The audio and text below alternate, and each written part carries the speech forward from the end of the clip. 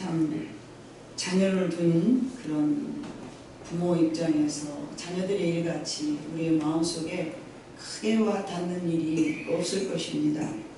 내 삶 모두가 자식을 위해서 희생하고 자식이 잘 되기를 바라며 자식이 편안한 일과 바른 길을 걸어가기를 다 열망하고 소망합니다.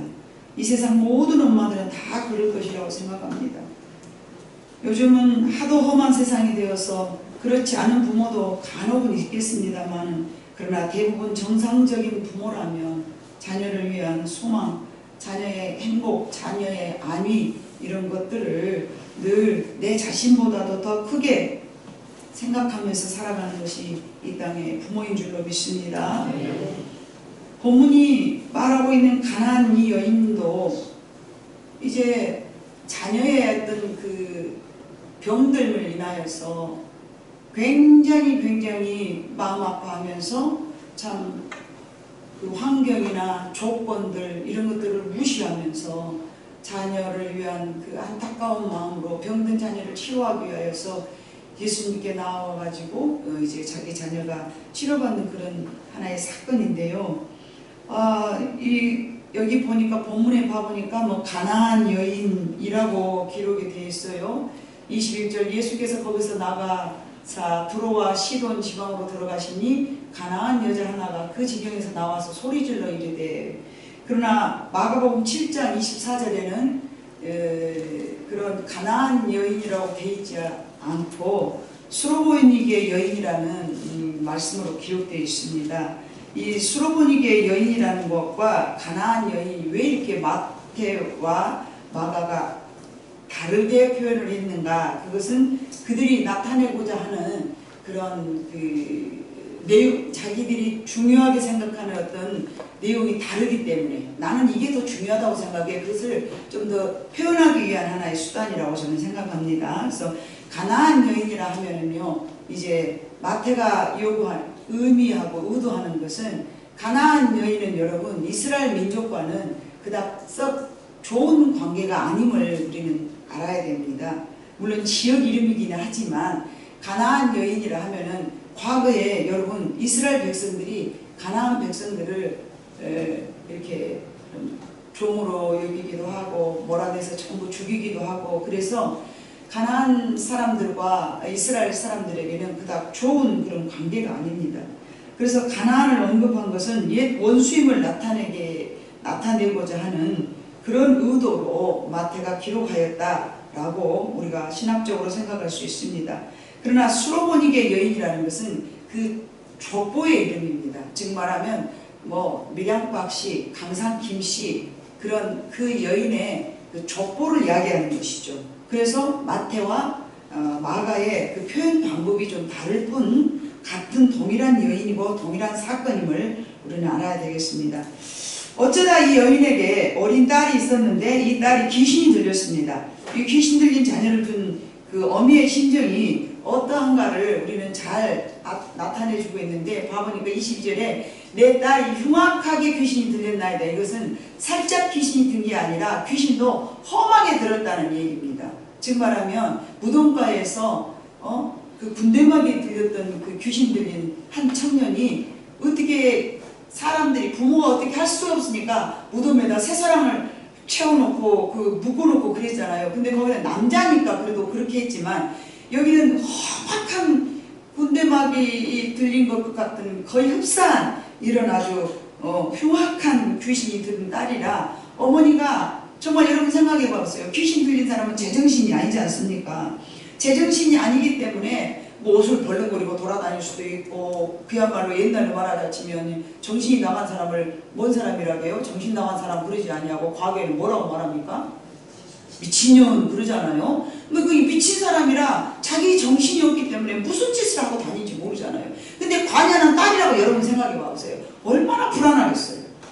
어디 가서 나가갖고 참 무슨 일을 무슨 봉변을 당할지 모르기 때문에 그 부모 입장이 참으로 애달팠다라는 그런 우리가 그런 전제에서, 그래 만약에 내 자식이 이런 정신병자 들린 그런 딸인데 막 벌거벗고 다니면서 어디 다니면서 어떤 남자들한테 무슨 일을 당하고 강간을 당하고 수욕을 당하고 뭐 이런 일을 상상해 봤을 때 한시라도 마음이 편안했겠습니까? 정말 편안하지 않는 이 헬라에 있는 여인은 예수님에 대한 소문을 아마 들었을 것입니다. 예수님의 소문을 듣고 본인이 예루살렘으로 가서 이스라엘 백성을 다스리고 치료해주는 예수님 앞에 다가갈 수는 없으나 소문에 의하면 어쩌다 이런 데로 한 번씩 지나간다는 얘기를 듣고 어쩌면 사모하고 기다렸을 수도 있다라는 생각이 들어갑니다. 여러분 그러지 않겠습니까? 얼마나 고통이 심했을 때 너무나 이렇게 힘든 상황인데 지푸라기라도 잡아야 될 그런 심정인데 여러분 물에 빠졌는데 지푸라기가 뭐 도움이 되겠습니까? 상상을 해보세요.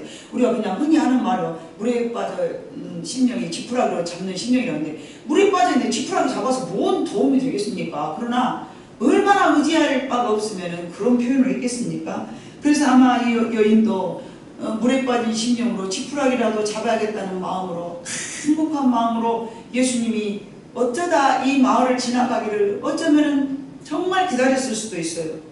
왜냐하면 그가 예수님께서 두로와 시돈 지방으로 들어가시니 가나안 여인 하나가 이게 이방 민족이잖아요. 가나안 여자 하나가 그 지경에서 나와 소리질러 이르되 주 다윗의 자손이요. 이게 이 수로보닉의 여인은 다윗의 자손이여라는 그 언어 속에도 이 다윗의 자손이라는 것은 이스라엘 백성으로서는 그 왕가의 후손으로서 정말 그 높여주는 칭호예요. 다윗의 자손이여라는 그 왕족의 아들이시여 뭐 이런 뜻이거든요. 그래서 나를 불쌍히 여겨주소서 하는 그런 정말 간절한 마음으로 예수님을 기다렸다고 생각할 수 있습니다. 그런데 이 여인의 이런 그런 어떤 아이의 그 어려운 상황, 정말 내 힘으로는 감당할 수 없는 이런 상황 속에서 이 여인이 행했던 그런 행동 속에서 우리는 뭔가를 배워야 될 것입니다. 첫 번째는 여러분 이 여인의 행동을 통해서 우리가 배워야 될 부분은 첫 번째로 문제 해결을 위한 올바른 선택이었다는 것입니다.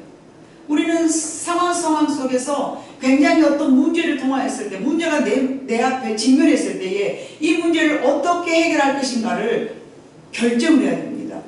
그래서 어떤 사람들이 이렇게 해야 될까 저렇게 해야 될까 차라리 돌아갈까 그러잖아요. 이 문제를 이래야 될까 저래야 될까 뭐 결단이 안 서요. 파보면 어떤 문제를 결정하기 위해서는 참 여러 가지 생각들이 많이 생기지 않습니까? 그런데 이 여인은 문제 해결을 위한 올바른 선택이 있었어요. 그는 이 딸을 고치기 위한 수단을 예수님께 의뢰하였고 어쩌면 그것이 마지막 수단이었을 수도 있겠습니다. 온갖 수단과 방법을 다 써봤으나 별 방법이 없었으므로 예수님을 바라볼 수 있는 방법이기도 하겠지만 그러나 어쨌든 이방 여인으로서 예수님께 다윗의 자손 이스라엘의 백성인 줄 분명히 알았지만 본인으로서는 다가갈 수 없는 어쩌면 자기 민족 이스라엘 백성들은 당시는 정말 하나님 앞에 선택된 민족이었기 때문에 그 주변에 있는 뭐 오늘 두로와 시돈 지방 이런 뭐 가나안 이런 사람들은 엉망생심 이스라엘 백성들에게 다가갈 수 없는 그런 아주 특권을 가지고 있는 하나님의 백성이었거든요. 지금 이 시대에야 뭐 하나님 믿는 사람 그래가지고 하나님 믿는 사람 누구들 뭔데 뭐 이렇게 생각하지만 과거에는 그러지 않았어요. 이 성경이 기록될 때만쯤만 해도요 절대 그러지 않았습니다. 절대 권력이 있었습니다. 그래서 로마의 속국이지만 이스라엘의 장로들을 로마의 그 강대국도 함부로 하지 못했지 않습니까? 함부로 할 수 없는 민족, 비록 속국이다 할지라도 함부로 할 수 없는 그런 아주 다가갈 수 없는 민족인데 다윗의 자손 예수요. 그래서 내가 다가갈 수 없는 그런 사람인 줄 알면서도 이것이 정말 그런 결정을 하는 것은 쉬운 일이 아니었어. 그럼에도 불구하고 귀신 들려 고난 속에 빠져있는 자녀를 보고 그냥 있을 수가 없었던 것입니다. 흉악한 귀신이 들었던 이 딸을 둔 어머니는 그가 자식을 위해서라면 아무것도 내가 여기서 지금 이런 상황에서 내 자식이 지금 물에 빠져 있는데 내가 무슨 수단과 방법과 체면과 뭐 자격과 뭐 이런 걸 내가 뭘 따질 것이냐 이러면서 그냥 그는 귀신이 들린 자기 자식에 대한 치료 목적만 생각하고서 예수님을 선택했다는 것. 그것이 유일한 나의 삶의 방법이었음을 그가 기억하고 있었다라는 것. 어떻게 그럴 수가 있겠습니까, 여러분? 당시는 여러분 봐보세요. 이 15장 1절에 봐보면 그때의 바리새인과 서기관들이 예루살렘으로부터 예수께 나와 분명히 예수님은 잃어버린 양들을 위해서 이스라엘 백성들을 구원하기 위해서 이 땅에 오셨기 때문에 이방 여인과 이방 사람들에게는 그닥 관심도 두지 않을 그런 터. 여러분, 그러나 이런 상황 속에서 예수님께서는 이스라엘 백성들에게 외면을 당하였고 바리새인이나 서기관들한테는 특히 얼마나 비난을 당했으며 이스라엘 백성들에게는 큰 대접을 받지 못했는데 그런 상황 속에서 이방 여인은 그렇게 마음먹지 않았다라는 것, 이 자체가 우리가 집중하고 관심을 가져야 될 부분입니다. 자기 문제를 가지고 주님 앞에 나아왔다는 것, 이것은요 우리가 생각할 때는 단순히 그 문제 해결을 위함이라고 생각하겠지만 하나님 입장에서는 결코 그것은 아닙니다. 하나님 입장에서 봤을 때는 그 여인을 불쌍히 여기시고자 구원시켜 주시고자 원하는 하나님의 숨어있는 메시지가 담아있으리라고 생각합니다. 어찌됐든 자신의 딸을 고치기 위해서라면 비록 원수지간 국적을 가졌다 하더라도 그것을 무시했으며 그런 상황 속에서라도 이스라엘 백성들에게는 대접받지 못한 그런 선지자일지라도 나는 그곳에 가서 내 딸을 고칠 수만 있다면 나는 그곳을 선택해야 되겠다라는 그 문제 해결을 위한 올바른 선택이 참으로 먼저 중요했습니다. 정말 24절에도 봐보니까 우리가 너무나 잘 아는 말씀이지만 예수께서 대답하시되 나는 이스라엘의 집에 잃어버린 양 외에는 다른 데로 보내심을 받지 아니하느라 하시면서 거절을 당했지 않습니까? 그럼에도 불구하고 이 이방 여인은 구원을 베푸실 그런 사건을 이제 하나님께서 만드셨고 마태가 이렇게 이것을 말하는 이유는 이방인들에게 구원을 암시적으로 나타내는 말씀입니다만은 오늘의 본문을 주제로 삼았을 때에 내가 이 부분은 빼고 여러분 이 여인이 행했던 행동만 주시하기 때문에 살짝 이거는 그냥 넘어가도록 하겠습니다. 그런 시각으로 볼 때 이 수로보니게 여인의 믿음은 정말로 대단한 것이었습니다. 문제 해결을 위한 올바른 선택, 그것은 예수를 믿는 온전한 믿음이었습니다. 두 번째, 그의 믿음은 계산하지 않은 행동이었고 계산하지 않는 믿음이었습니다. 보통은 자신의 문제 해결을 위해서 이런 마음으로 보통은 이 문제를 해결하기 위해서는 보통 사람들은 이건 이러면 되냐? 이건 이러면 안 되냐? 여러 가지로 계산을 합니다. 가만히 봐봐. 이 사람은 다윗의 자손이고 또 이방 사람들에게는 좀 멀리 할 수 있는 그런 상황인데 내가 이 사람한테 나가가면 정말 나를 고쳐줄 수 있을까? 나 같은 사람을 만나나 줄까? 에이, 나 같은 사람 무시하겠지? 이런 생각이 여러분 이 상황에는 들 수 있어요. 그걸 저는 이제 계산이라고 표현을 했습니다만은 내가 이스라엘 백성이 아니라는 것과 그 이전에 서로 원수 관계였던 민족이라는 점, 정말 가나안은 이스라엘부터 추방당하거나 여호수아가 모조리 죽여버렸기 때문에 원수지가 아니란 말입니다. 그럼에도 불구하고 예수님 앞에만 구원이 있음을 이가 깨달았고 그 마음속에 믿음이 확신이 있었기 때문에 그러므로 이들에게는 보이지 않는 적대감이 수없이 많이 쌓여져 있었으나 그럼에도 불구하고 자신의 딸이 고통 속에 있음을 방치할 수 없었던 것이고 자신을 사랑하는 엄마의 마음은 그것까지도 초월할 수 있었다는 것입니다. 우리는 어떤 문제를 해결하기 위해서 먼저 선택을 잘해야 되겠지만 그 다음으로는 계산하지 않아야 된다는 것이 두 번째 여러분들이 가지고 있어야 될 마음이라는 것입니다. 올바른 선택과 계산하지 않는, 즉 따지지도 않고 믿음으로만 나아가야 하는 행동을 우리는 본받아야 된다는 것입니다. 이 여인은 그것이 전부가 아니었습니다. 조금 전에도 제가 봉독해 드렸지만 24절 봐보니까 이 여인에게 가장 큰 문제는 예수님께서 바로 즉시로 그를 고쳐주지 않아하고 첫 번째는 거절당했다는 것입니다. 이 거절당해 예수님께 한 번 기도를 했는데 몇 번 기도를 했는데 어쩌면 작정해서 기도를 했는데 하나님께서 내 기도를 응답해 주지 않았다는 상황으로 우리가 전개를 해볼 수가 있습니다. 우리가 문제 해결을 주님께 가지고 나아왔거나 또는 하나님 앞에 나의 모든 기도를 간구하고 올렸을 때에 거치는 것들이 있을 수 있다는 것입니다. 거절을 당했거나 아니면은 하나님 앞에 내가 기도하려는데 뭔가 거침돌이 있을 수 있다는 것입니다. 방해되는 요소가 있을 수 있다는 것입니다. 예수님께서 그래 단번에 그냥 그래 내가 너 고쳐줄게 이러실 분이시지만 다윗의 자손 예수여 나를 불쌍히 보소서 그러면은 내가 너를 네가 무엇을 원하느냐 보통은 그러지 않습니까? 그런데 예수님께서는 이 여인에게 예수님께서 보기 좋게 거절을 하지 않습니까? 나는 너 같은 사람을 고치러 온 게 아니야. 여러분 이런 마음을 이런 말을 들었을 때 여러분 같으면 어떻게 할까요? 그럴 줄 알았어.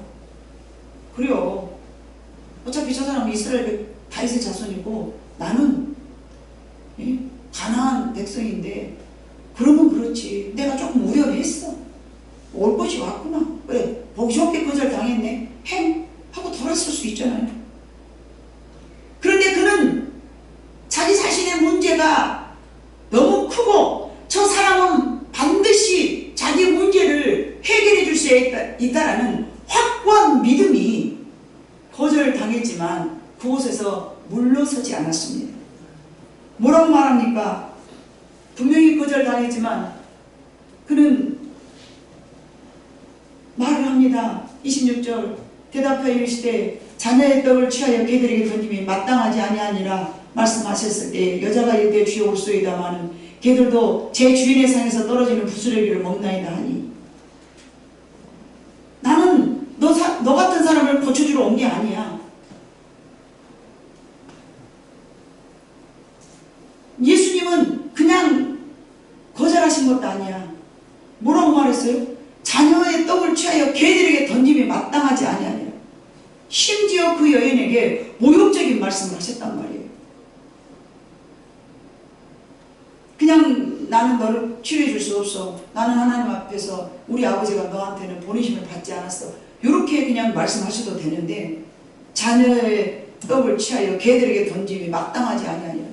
얼마나 모욕적인 말이겠습니까? 그럼에도 불구하고 자신을 개로 낮추면서 불쌍히 여기달라고 다시 한번 간곡한 마음으로 말하지 않습니까? 27절 여자가 이르되 주여 올소이다. 나는 개 같은 사람입니다. 그러나 개들도 제 주인의 상에서 떨어지는 부스러기를 먹는 요즘 우리는 여러분 숟가락으로 젓가락으로 밥을 먹으니까 잘 안 떨어지잖아요. 근데 이스라엘 백성 그들은요 손으로 빵을 딱딱 이렇게 찢어서 먹고 고기도 딱딱 뜯어서 먹잖아요. 그러니까 음식을 먹으면서 부스러기 같은 것이 많이 떨어졌다고 그래요. 그러면 그 밑에서 항상 개들이 그 상에 밑에서 떨어져 있는 것들을 주워 먹는 것이 그들의 문화였답니다. 그러므로 그렇게 말을 했습니다. 맞습니다. 맞습니다. 나는 개입니다. 그러나 개들도 주인의 상에서 떨어지는 부스러기를 먹지 않습니까? 그때 예수님께서 말씀하셨습니다. 여자여 네 믿음이 크도다. 네 소원대로 되리라. 이 마음은 분명히 예수님 앞에서 문제를 해결받을 수 있다는 확고한 믿음이 없이는 이렇게 나아갈 수가 없는 것입니다. 여러분 우리는 어떤 문제를 가지고 하나님 앞에 나아갈 때에 반드시 주님은 이 문제를 해결해 주신다는 확고한 믿음이 여러분들에게 있어야 될 줄 믿습니다. 네.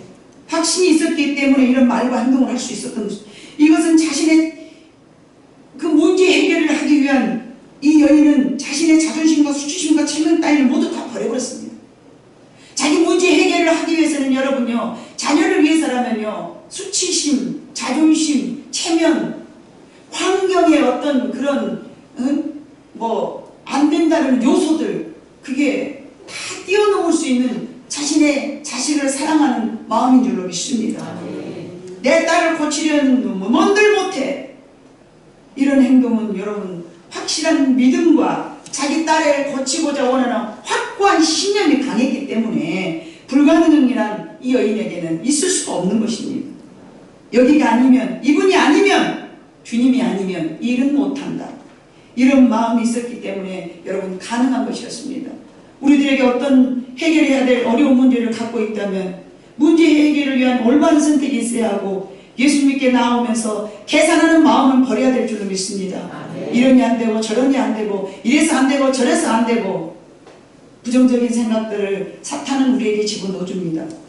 내가 이런 상황이 되었으니 부끄럽고 수치롭고 수치스럽고 거절당할 수 있어. 때로는요 목사에게 이렇게 상담하면서도요 주님 앞에 나가는 마음으로 가지고 와야 되고요, 이 문제를 저 목사님을 통해서 내가 반드시 주님의 음성을 내가 들으면 물론 좋겠지만 목사님을 통해서 반드시 내가 들어야 되겠다라는 신념을 가지고 여러분이 나와야 될 줄로 믿습니다.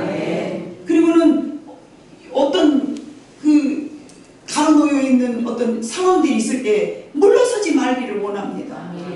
이런 게 안 되고 저런 게 안 되고 미안한 게 안 되고 바쁘신 게 안 되고 뭐 이런 마음 저런 마음으로 여러분들이 생각하는 것들이 듣기에는 얼마나 참 좋아 보입니까? 그러나 그것이 때로는 항상 그런 건 아니겠지만 때로는 속임수라는 것을 기억하시기를 바랍니다.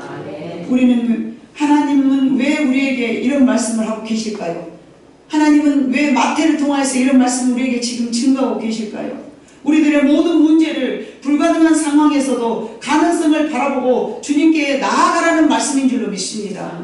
하나님은 우리가 얼마나 예수를 믿는 마음으로 이 세상에서 살아가는가 알기를 원하십니다.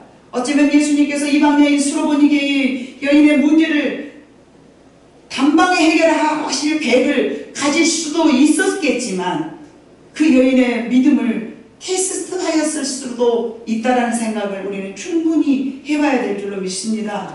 그 여인은 예수님의 소문을 벌써 들었을 것이나 예수님 그것을 지나가실 것을 소망하고 여러분 얼마나 기다렸겠습니까? 중요한 것을 여러분 그 여인이 얼마나 사모하는 마음으로 했는가. 22절을 봐보면요, 가난한 여자 하나가 그 지경에서 나와 소리질러 이르되 주 다윗의 자손이여 나를 불쌍히 여기소서 내 딸이 흉악하게 귀신이 들렸나이다 하되 23절 예수는 한 말씀도 대답하지 아니하시니 제자들이 와서 청하여 말하되 그 여자가 우리 뒤에서 소리 지르니 그를 보내소서. 보내버리소서. 귀찮아 죽겠습니다. 원문에 보면 그래요. 좀 귀찮아요. 주님 좀 보내버리세요. 막 소리를 치는 거예요. 여기는 그냥 단순하게 다윗의 자손이여 나를 불쌍히 여기소서 이렇게 한마디만 되지만 그게 아니고 막 소리를 치면서 막 다윗의 자손이여 나를 불쌍히 보소서 다윗의 자손 얼마나 떠들었어요. 얼마나 했으면 시끄러우니까 제자들이 주님 좀 보내버리소서. 주님 안 고쳐주려면 보내버리세요. 왜 그렇게 가만히 계세요? 계속 소리를 지르 계속. 이 여인과 상관없는 예수님을 바라보시면서 그냥 사람으로 취급도 어쩌면 안 했죠. 제자들도 물론 그랬지만 예수님도 마찬가지죠. 너와 나는 상관없다. 그 여인의 믿음과 소망은 그러나 그칠 줄 모르고 계속 부르짖었습니다. 우리는 이 여인의 믿음을 본받아야 됩니다. 쉽게 자신의 뜻을 접고 쉽게 포기하지 말아야 함을 우리에게 말씀해 주신 줄로 믿습니다. 여러분 누가복음 18장 7절로 8절에 보면요, 세상에는 정말 불의한 재판관이 있는데 그 불의한 재판관을 비교하시면서 너희가 18장 1절에 봐보면 너희가 기도하되 낙심하지 말지니 밤낮 부르짖는 그 소리를 외면하지 아니하신다라는 말씀으로 저렇게 비유를 들어서 말씀해 주셨는데, 하나님께서 그 밤낮 부르짖는 택하신 자들의 원한을 풀어주지 아니하겠느냐, 그들에게 오래 참으시겠느냐, 내가 너희에게 이르노니 속히 그 원한을 풀어주리라. 그러나 인자가 올 때에 세상에서 믿음을 보겠느냐 하시니라. 아멘. 계속 부르짖는다는 것은요, 여러분 확실한 믿음 가운데서 부르짖는 것입니다. 그러나 우리는 사실을 작정 한번 해보고 아이고 하나님이 내 기도를 들어주시지 않았네? 그럼 이것이 하나님의 뜻이 아닐까? 하나님의 뜻을 우리는 모르기 때문에 하나님의 뜻과 우리의 뜻이 일치되지 않음을 말씀을 통해서 들었기 때문에 이게 하나님의 뜻이 아닌가 보다 그러면서 쉽게 접어요. 거절당해 당했을 때 이 여인도 어쩌면은 그렇게 이게 나는 그러면 이방 여인이기 때문에 고침 받을 수 없는가? 접을 수 있어요. 그러나 그 여인은 굽히지 않았어요. 세상에는 이런 믿음이 그리 쉽지 않은 것을 예수님 저렇게 말씀하셨습니다. 오래 참으면서 끝까지 기도하는 사람을 볼 수 있겠느냐? 세상에서 이런 믿음을 보겠느냐? 잘 없느니라. 잘 있을 수 없다. 그러니까 오늘 본문에서도 그 믿음이 네 믿음이 귀하도다. 네 믿음이 참으로 크도다. 네 믿음대로 되리라. 이 여인은요, 자기 딸이 자기 집에 있어요. 데리고 오지도 않았어요. 누가 봐보면요, 그 시로 그 딸이 나은지라 이렇게 기록되어 있어요. 정신병자 환자를 주님 앞에 데리고 나오지도 않았어요. 이거는요, 여러분, 정말 엄마의 믿음을 보고 딸을 치료하신 거예요. 아멘. 우리는 그걸 기억해야 됩니다. 우리는 보통 그러잖아요. 주님, 내 자식을 만나주시고, 주님, 내 남편을 구원해 주시되, 주님이 내 남편을 만나주셔서 그 마음속에 구원의 복음의 씨앗이 떨어지기를 원합니다. 우리 막 그렇게 기도하잖아요. 근데 이 여인의 기도는 그것이 아니었어요. 엄마의 믿음을 보시고, 여기 앉아 계시는 사랑하는 부모님들, 자식을 위해서 문제가 됩니까? 여러분의 믿음을 보시고 자식들을 구원해낼 수 있는 그런 마음의 확신을 가지시기를 오늘 우리 교회에 이 말씀을 주신 줄로 믿습니다. 네 번째 마지막으로 이 여인은 믿음의 기회를 잘 포착했습니다. 모든 상황에는 여러분 기회가 있습니다. 이 여인은 믿음은 있었으나 그 기회를 놓치지 않으려는 지혜로운 사람이었습니다. 이 여인은 자신의 처지도 알 뿐더러 이런 기회가 다시는 오지 않을 것도 알고 있었습니다. 예수님께서는 이방 여인과 마주칠 기회가 쉽지 않음을 알고 그 기회를 자신의 삶의 축복으로 옮겨 놓은 줄로 믿습니다. 그래서 적극적으로 예수님 앞에 나아갔으며 자신의 문제 해결을 위한 모든 수단과 방법을 가지지 않았습니다. 성경에는 여러 여인들이 많이 기록되어 있습니다. 그 중에 하나인 이 여인은 이방 여인으로서 자신의 처지를 극복하고 예수님을 자신의 삶 한가운데로 모셨던 것이 이 여인의 가장 큰 그 행동을 보고서 우리가 본받아야 될 점인 줄로 믿습니다. 이 여인을 통해서 우리는 절대로 자신의 기도가 응답되기 위해서는 어떤 문제라도 우리가 뚫고 나가야 함을 본문 말씀을 통하여서 우리는 마음속에 다시 한번 여러분의 지식으로 삼기를 원합니다. 여러분, 주님은요, 왜 이 부분을 통하여서 무엇을 알아야 되느냐면요, 주님은 사랑이 많으시기 때문에 불쌍히 볼 수 있는 주님의 시선이 우리 삶 속에 다가온다면 이루어지지 않을 것이 아무것도 없을 줄로 믿습니다. 아무리 흉악한 강도라도, 아무리 우리가 봤을 때 좀 무지하고 정말 강박한 심령이고 하나님을 받아들일 마음이 1도 없는 그런 심령이라도 하나님이 나를 불쌍히 보신다면, 여러분, 귀신 들린 이 딸이 제정신이 있어서 나를 고쳐주소서 하겠습니까? 못하잖아요. 그들 스스로가 그 문제를 해결할 수 없기 때문에 이 엄마의 믿음을 보시고 치료하신 줄로 믿습니다. 본인이 스스로 그 문제를 해결하고자 주님 앞에 가까이 나올 수 있는 정신 상태가 아니지 않습니까? 그럼 우리는 심란해 생각합니다. 아이고, 우리 남편이 돈 버는 일이나 헉해갖고 있지, 예수 믿는데 구원에는 관심도 없어. 우리 자식들 컴퓨터병 빠져갖고 앉았지, 하나님 앞에는 올 마음이 1도 없어. 그리고 포기를 해요.